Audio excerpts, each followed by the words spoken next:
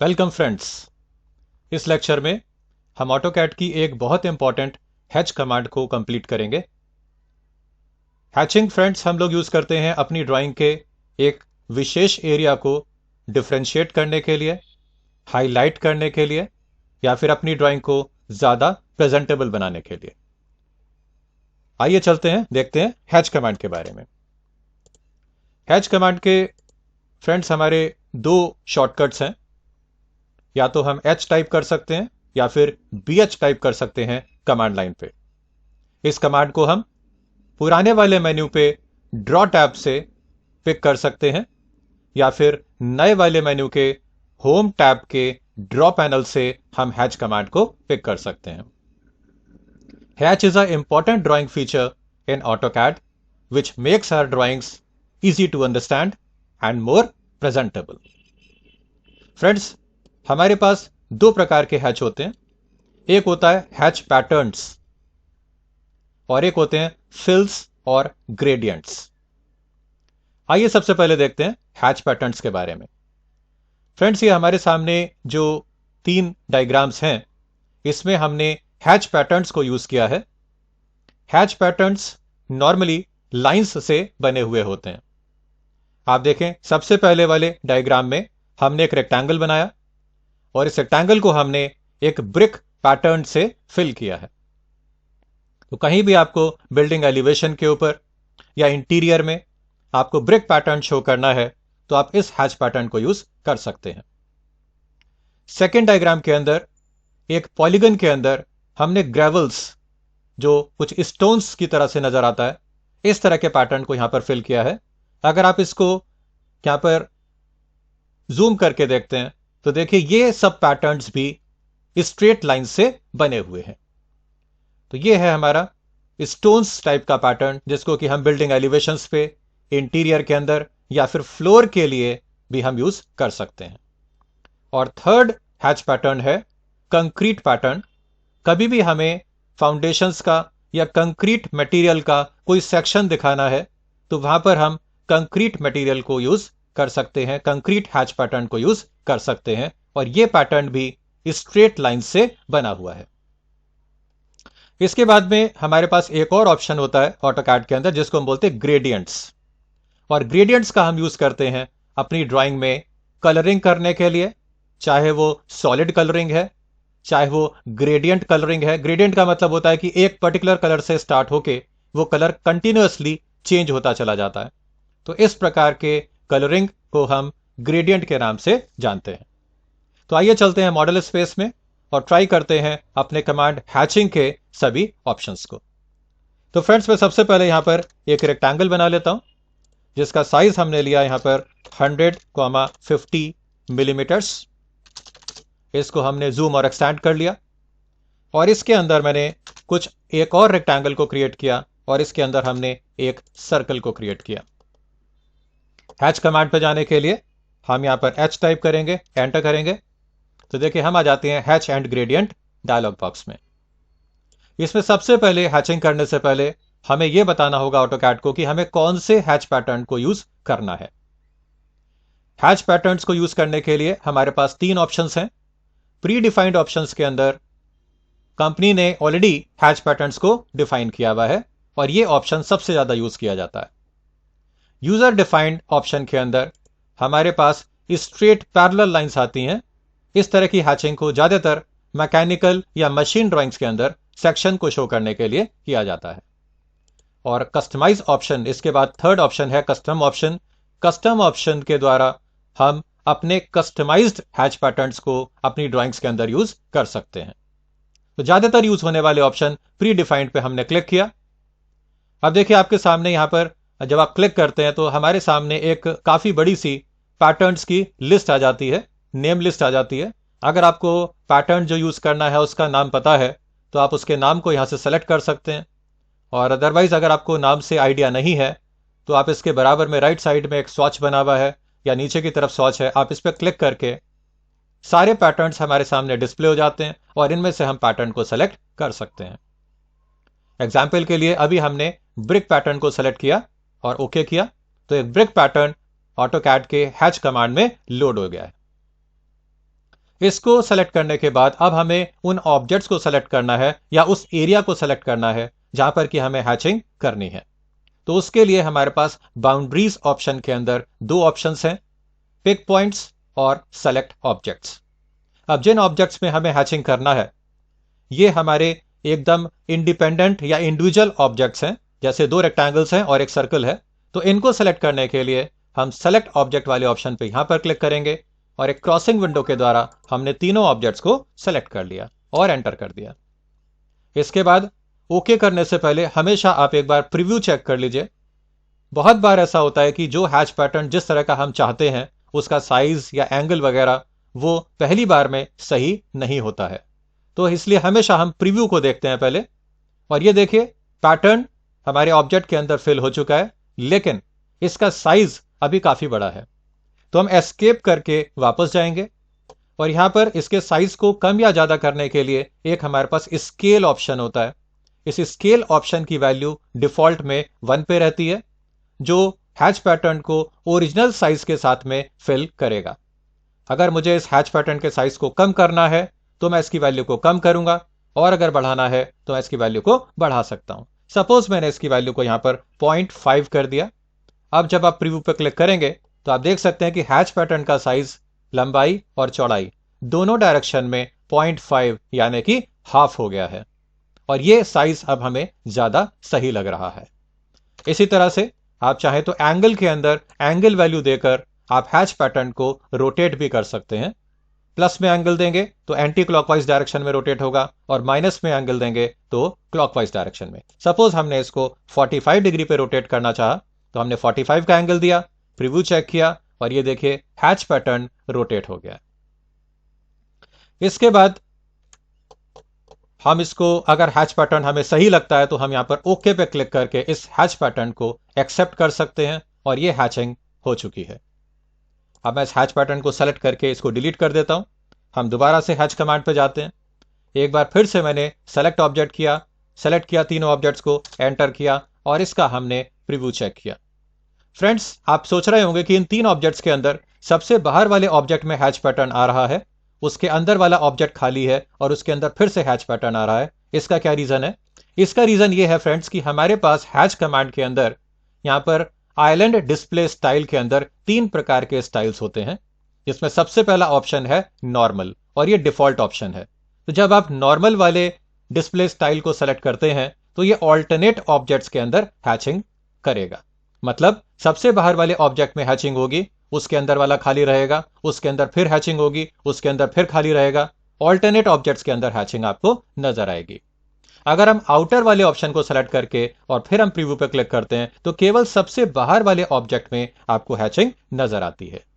और इसी प्रकार अगर हम इग्नोर वाले ऑप्शन को सेलेक्ट करके तब प्रीव्यू देखते हैं तो सभी ऑब्जेक्ट्स को ये हैच पैटर्न से फिल कर देगा, सभी ऑब्जेक्ट्स को इग्नोर करेगा और सभी के अंदर ये बेसिकली हैच पैटर्न को फिल कर देगा। तो ये तीनों ऑप्शंस आपको क्लियर हो गए होंगे। सबसे ज्यादा यूज होने वाला ऑप्शन है नॉर्मल, तो हमने इसको वापस नॉर्मल पे क्लिक कर दिया। इस हैच पैटर्न कमांड के अंदर एक और ऑप्शन है हमारे पास जिसको बोलते हैं एसोसिएटिव। ज्यादातर सिचुएशन में फ्रेंड्स हम इस एसोसिएटिव ऑप्शन को ऑन रखते हैं। इसको ऑन रख के जब हम हैचिंग करेंगे और ओके करेंगे तो देखिए इसका फर्क क्या पड़ता है कि बाद में अगर हमें अपने ड्राइंग ऑब्जेक्ट के साइज को या शेप को कभी भी चेंज करना पड़ जाता है। सपोज मैंने इसके ऊपर क्लिक किया और इस रेक्टेंगल के इस कॉर्नर को पिक करके मैंने इसको स्ट्रेच कर दिया, तो देखिए ऑब्जेक्ट की शेप को चेंज करते ही ये हैच पैटर्न भी अपने को ऑटोमेटिकली अपडेट कर लेता है। तो इसका फायदा हमें तब मिलता है जबकि हमें किसी भी शेप को चेंज करना हो या उसके साइज को चेंज करना हो। तो ज्यादातर सिचुएशन में आप एसोसिएटिव को ऑन करके ही हैचिंग करिए। इसके बाद यहां पर एक ऑप्शन है सेपरेट हैचेस करके। चलिए देखते हैं इस ऑप्शन के बारे में। सपोज फ्रेंड्स हमने यहां पर मल्टीपल ऑब्जेक्ट्स को क्रिएट किया। हमने एक रेक्टेंगल बनाया और एक सर्कल बना दिया, और हम हैच कमांड पे जाके मैं सेलेक्ट कर लेता हूं इन दोनों ऑब्जेक्ट्स को, ओके किया। हमने क्रिएट सेपरेट हैचेस वाले ऑप्शन को ऑन किया हुआ है, और इसके बाद मैं इसको प्रीव्यू देखता हूं और मैं इसको ओके कर देता हूं। क्योंकि हमने क्रिएट सेपरेट हैचेस वाले ऑप्शन को ऑन किया हुआ था तो इन दोनों ऑब्जेक्ट्स के बीच में जबकि कोई पोर्शन कॉमन नहीं है, तब भी इन दोनों ऑब्जेक्ट्स के अंदर जो हैचिंग होगी वो सेपरेट होगी क्योंकि हमने सेपरेट हैच वाले ऑप्शन को ऑन किया हुआ था। तो इस रेक्टेंगल के अंदर हैचिंग अलग है और इस वाले सर्कल के अंदर हैचिंग अलग है। अगर मैं किसी भी हैच पैटर्न के ऊपर डबल क्लिक करके हैच एडिटिंग कमांड में आ जाता हूं और मैं इसके पैटर्न को चेंज करता हूं या मैं इसके स्केल को या एंगल को चेंज करता हूं, देखिए मैं इसके एंगल को वापस 0 कर देता हूं और आप इसको जैसे ही ओके करेंगे आप देखेंगे कि चेंजेस केवल रेक्टेंगल वाले ज्योमेट्री के हैच पैटर्न में हुए हैं। सर्कल के अंदर किसी प्रकार का हैच पैटर्न में कोई चेंज नहीं हुआ है क्योंकि ये दोनों पैटर्न्स सेपरेट हैं, जबकि हमने इसको एक सिंगल हैच पैटर्न कमांड से फिल किया था। इसी प्रकार मैं इसको सेलेक्ट करके डिलीट कर देता हूं। हम फिर से हैच कमांड में जाते हैं। इस बार मैंने इस ऑप्शन को ऑफ कर दिया और फिर हमने इन दोनों ऑब्जेक्ट्स को फिर से सेलेक्ट कर लिया, एंटर किया, प्रीव्यू चेक किया और मैंने इसको ओके कर दिया। इस बार ये दोनों हैच पैटर्न्स एक सिंगल ऑब्जेक्ट हैं, सिंगल एंटिटी हैं। अगर मैं किसी भी हैच पैटर्न पर क्लिक करके और इसकी वैल्यू को मैं चेंज करता हूं, सपोज मैं इसके स्केल को 0.25 कर देता हूं, तो देखिए फ्रेंड्स ये चेंजेस इस बार दोनों ऑब्जेक्ट के अंदर होंगे क्योंकि ये दोनों के हैच पैटर्न्स आपस में कंबाइंड हैं। तो आई होप कि आपको दोनों ऑप्शंस, इसको ऑन करने से और इसको ऑफ रखने से क्या हमें इसमें एडवांटेज मिलता है, ये आपको क्लियर हो गया होगा। इसके बाद में फ्रेंड्स यहां पर एक और बहुत इंपॉर्टेंट ऑप्शन है और इस ऑप्शन का नाम है inherit properties. Inherit properties command को या ऑप्शन को हम तब यूज करते हैं जबकि किसी भी एक यूज किए हुए हैच पैटर्न को हमें किसी दूसरे ऑब्जेक्ट के अंदर फिल करना है। सपोज मैं यहां पर एक और रेक्टेंगल क्रिएट कर देता हूं और इस रेक्टेंगल के अंदर हमें इसमें से सेम हैच पैटर्न मुझे इस रेक्टेंगल के अंदर फिल करना है और मुझे पता नहीं है कि ये कौन सा हैच पैटर्न है, इसका क्या स्केल है, इसका क्या एंगल है, तो आपको जानने की आवश्यकता भी नहीं है।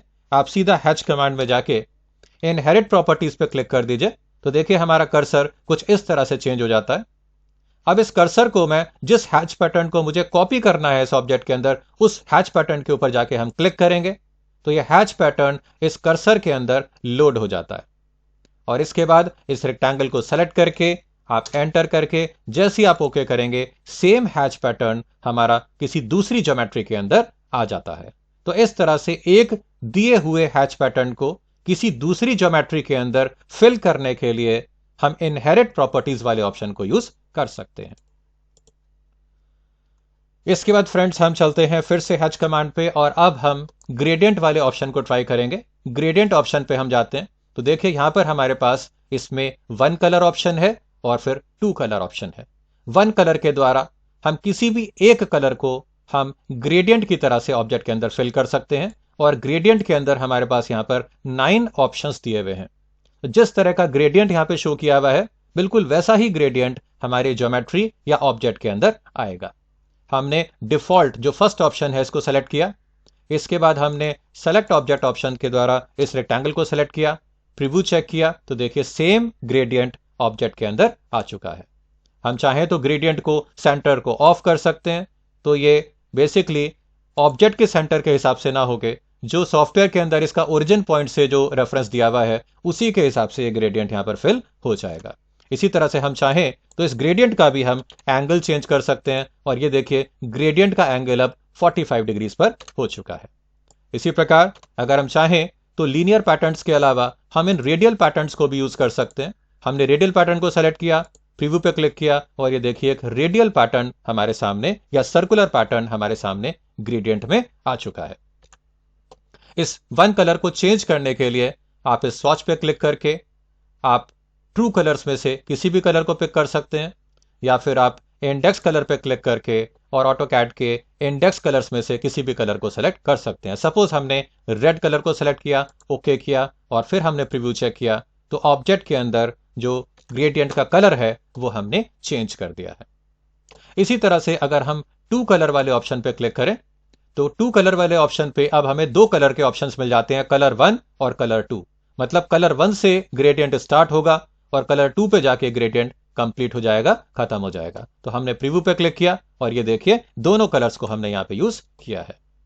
इसी प्रकार अगर हम कभी सॉलिड कलर को फिल करना चाहते हैं ग्रेडियंट वाले ऑप्शन से, तो हम यहाँ पर कलर 1 और कलर 2 को सेम कर देंगे। हमने क्लिक किया इंडेक्स कलर पे, इसको भी मैंने रेड कर दिया, ओके किया, और प्रीव्यू पे जब हम क्लिक करते हैं तो इस रेक्टेंगल के अंदर एक तरह से सॉलिड कलर आ चुका है। सॉलिड कलर करने के फ्रेंड्स हमारे पास दो तरीके हैं। एक तरीका तो है कि हम ग्रेडियंट के द्वारा टू कलर ऑप्शन लेके दोनों कलर्स को हम सेम करके भी सॉलिड कलर कर सकते हैं। नहीं तो हम बाहर जाके हम पैटर्न वाले ऑप्शन पे क्लिक करेंगे, हैच पैटर्न पे, और यहां पर सबसे पहला ऑप्शन सॉलिड है, इसको सेलेक्ट करेंगे, ओके करेंगे। फिर हमने सेलेक्ट किया ऑब्जेक्ट को, एंटर किया, और इस तरह से हम ऑब्जेक्ट के अंदर सॉलिड कलर को फिल कर सकते हैं। और इसका कलर हम लेयर के द्वारा या फिर इसको सेलेक्ट करके हम डायरेक्टली भी यहां से कलर को यहां से चेंज कर सकते हैं। फॉर एग्जाम्पल, अगर मैं यहां पर इसको ओके कर देता हूं, इस कलर को मैंने सेलेक्ट किया, हैचिंग को मैंने सेलेक्ट किया, और यहां पे जाकर अगर मैं रेड कलर पे क्लिक कर देता हूं तो देखिए हमारे सामने एक सॉलिड हैचिंग यहां पर आ गई है ऑब्जेक्ट के अंदर, और वो है रेड कलर में। तो इस तरह से सॉलिड कलर फिल करने के भी हमारे पास ये दो तरीके हैं। इसके बाद हमारे पास यहां पर एक ऑप्शन है पिक पॉइंट्स करके। इस ऑप्शन को हम कब यूज करते हैं, आइए चलिए इसको देखते हैं।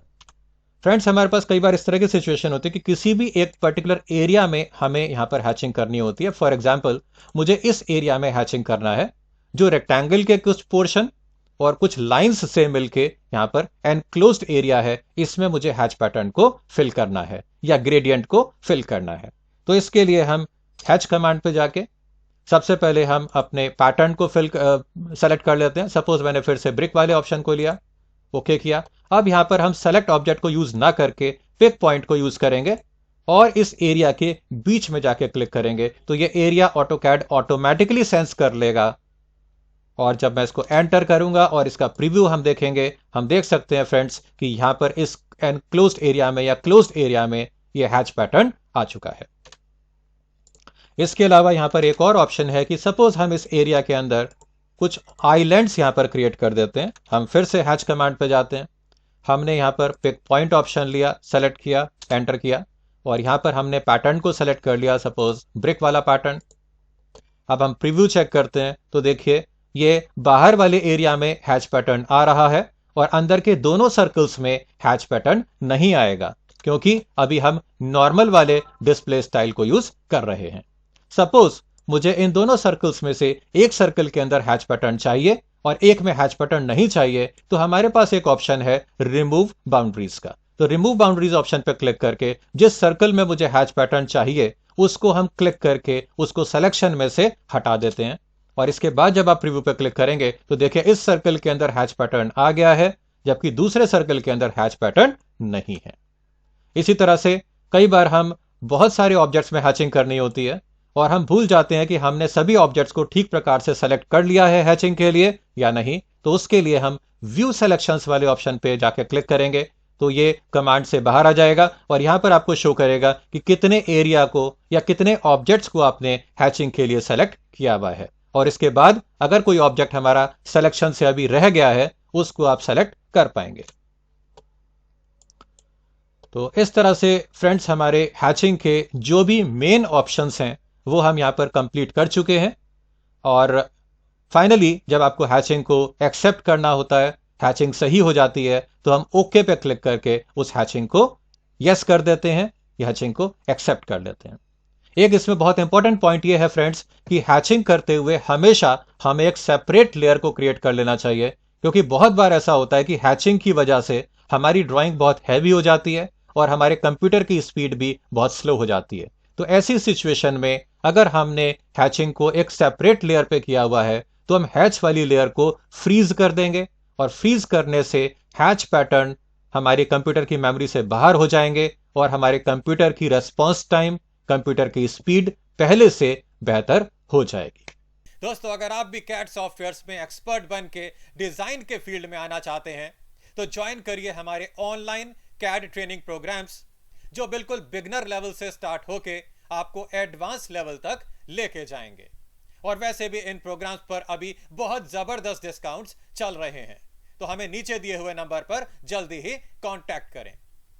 दोस्तों, अगर आपको यह वीडियो पसंद आया है तो लाइक करिए, इस चैनल को सब्सक्राइब कर लीजिए और बेल आइकॉन पे भी क्लिक कर दीजिए, जिससे कि आपको आने वाले नए वैल्यूएबल वीडियोस के नोटिफिकेशन लगातार मिलते रहें। तो जल्दी ही मिलते हैं एक नए वीडियो में।